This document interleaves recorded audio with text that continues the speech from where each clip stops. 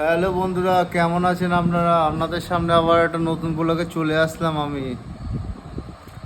আজকে অফিসে এখন বাজে হলো 10:40 42 হয়েছে।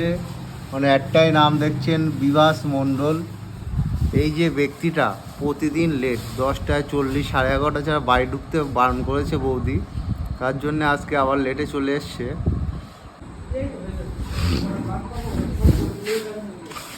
তুমি রুটি একটা ছেলে নিতে পারছো না? আরে তোমার শাক চুরি দিল না মানে লোক নেই বলে। এখন পিকা বাবু করছে। এই যে বয়স্ক লোকটা, এটা আমাদের বাড়িঘর তো আর যেতে দেবে না, এখানেই থাকতে হবে সারা রাত। বুঝলে অল্পা, তোমার তো বাড়িঘর তো নেই, আমাদেরও যেতে দেবো না তুমি। এইভাবে কেন সাজা দিচ্ছ আমাদের? বস লোক নেবে না, বস লোক নেবে না, আমার অন্য রুটে পাঠাচ্ছে, কি করবো আর? আরে মাঝে সাজা করে দিতে হয়, তাই বলে এত লেট? তাহলে তো কেউ নেই অফিসে। আমার একটাই সঙ্গের সাথে রাত বিরাত থাকে, কালু কালু কালু আছে।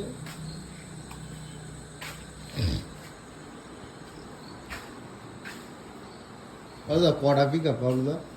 তো 5 একটা 9খানা। 9খানা পিক আপ? বাহ, খুব ভালো। যখনই এই লোকটা যে আমাদের বাড়িঘর তো যেতে দেবে না, সে আমরা বুঝতেই পেরেছি। এখন পিক আপ টিক আপ জমা দেবে, দিয়ে একাকার করে রেখেছে যার পিকটা অফিস। আর শুধু একবার এ মাথা ও মাথা যাবে, বাড়ি যাওয়ার নাম নেই। কোনটা খুলবো? একটা দাও।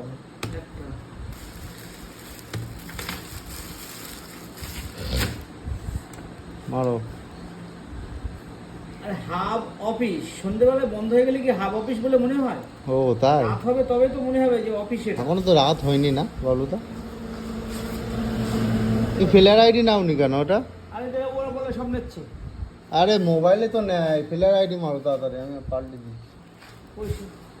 ফ্লেয়ার আইডি আসবে মনে করুন। আগের দিনকে